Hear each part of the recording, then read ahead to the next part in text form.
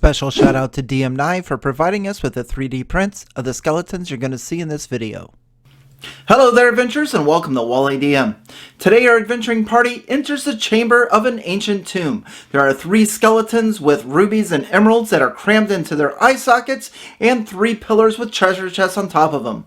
They know that something's going on here, and they also realize that this is the place that they're going to find a key or an item that they've been searching for.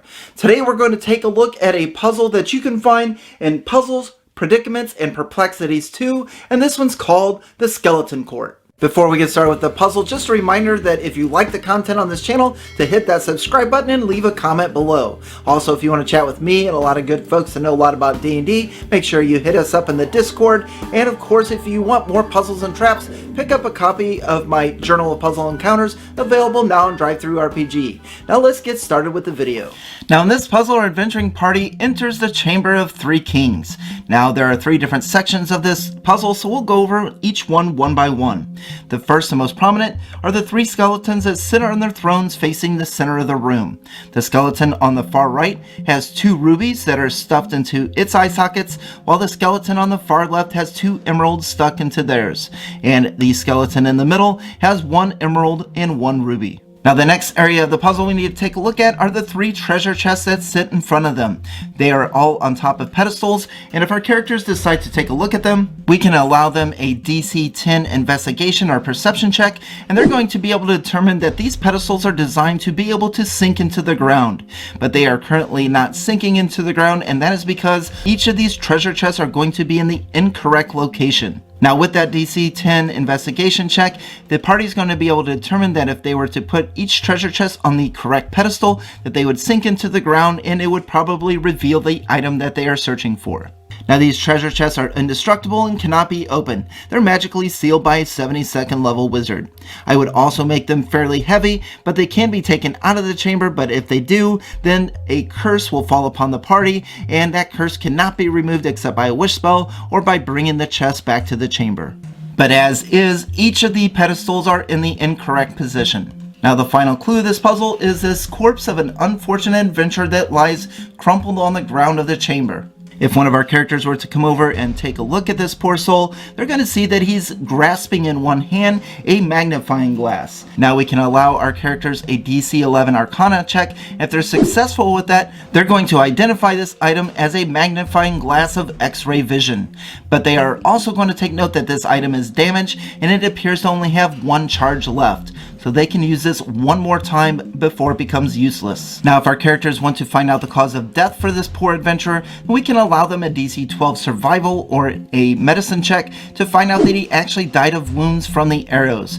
And the characters can piece together that these are actually arrows of hostile creatures that are nearby, and it's nothing to do with whatever it is in this room. Now there's actually one more piece of valuable information that our players are going to need to be able to solve this puzzle. And this is listed in the hints and tips section, and that is we need to let them know what is inside of this treasure chest. So I would say that before this adventure even begins, perhaps they hear rumors or whatnot of these 3 dead kings that wanted to be reunited with their treasure. And that rumor also contains treasure chests that are full with rubies, filled with emeralds, or filled with rubies and emeralds. But now if you don't want to give that information beforehand, that's no problem at all. Perhaps we put this on a map or a scroll that poor dead adventurer is on the ground of the chamber. Perhaps they find that in addition to the magnifying glass, and it actually has drawn a map. So we have a skeleton head with 2 green dots and equals treasure chest full of emeralds, and we have a skeleton head with 2 red dots equals treasure chest full of rubies,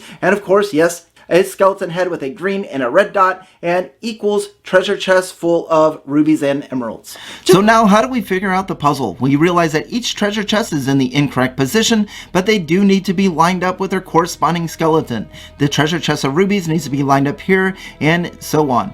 And then we also have this magnifying glass that we can use, but it only has 1 charge left. So we can look into one of these treasure chests to see what's inside, but we're only going to see 1 gemstone that's inside the treasure chest. So with everything that's been presented here, do you know how to solve the puzzle? I'll give you a minute if you'd like to figure it out. Did you get it? Great! Let's go over the answer. Before we continue with the puzzle, I do need to mention once again that there are emeralds and rubies in the eye sockets of those skeletons.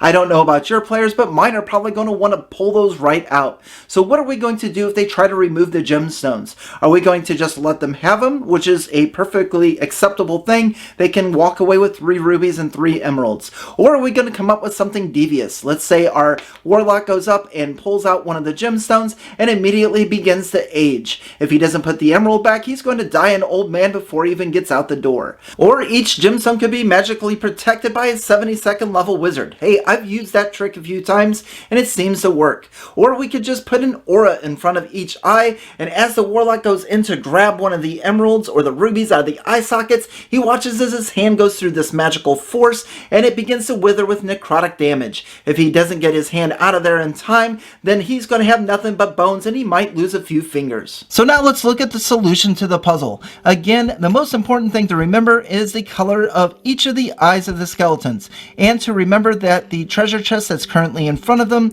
is filled with the incorrect gemstones. And since we know that each one of these is incorrect, we're going to have our magnifying glass, so let's say our archer has it, and the correct treasure chest for her to look into is going to be into the middle one. Now the reason that we select this treasure chest for the magnifying glass is because we know that this treasure chest is either going to be all rubies or all emeralds. Because it's in the incorrect position, it is not going to have rubies and emeralds in it. And since our magnifying glass is only going to be able to see one gemstone, our archer is going to look through here and she's going to see a ruby. Now knowing that there are rubies in here, this treasure chest needs to be moved in front of this skeleton. So now this one is in the correct place, but now where does this one go and what's inside this?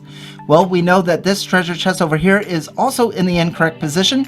It can't be moved there because that one's already set into place, so the only place for this one to go is on top of this pedestal. So we know that this treasure chest is filled with rubies and emeralds. And that's going to bring up our last treasure chest. It's going to be placed over here.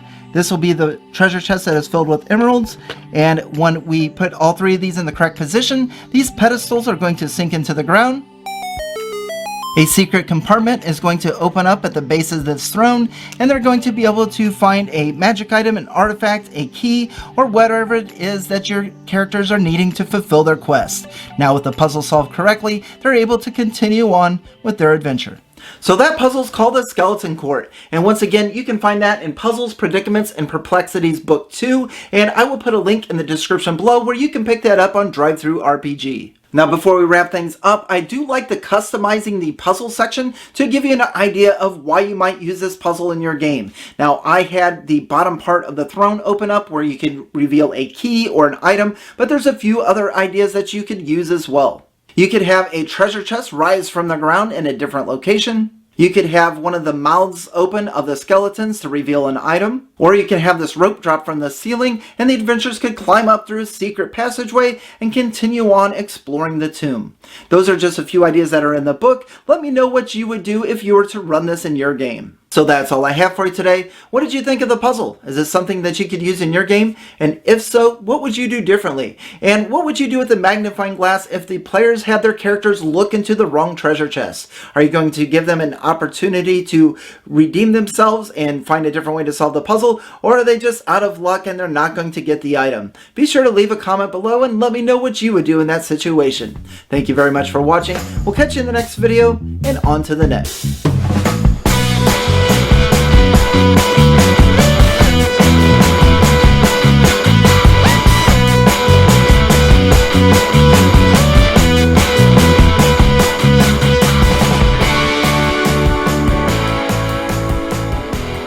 You know, I just had another thought. Have you heard of a monster called the Crypt Thing? It's an undead that can teleport characters to a different location of a tomb or a dungeon or wherever it is. If they go to try to grab those emeralds or rubies, then we could have a Crypt Thing. Each of those, all 3 of them are Crypt Things. If they go to do that, boom, they get teleported to a different area or location. And if the other characters will be like, hey, what happened to our pal? The Crypt Thing is going to be like, well, he disintegrated because he tried to take the rubies and the emeralds out of my eyes, or something like that. I think that would work. Go check out my video on the Crypt Thing. It's actually a lot of fun.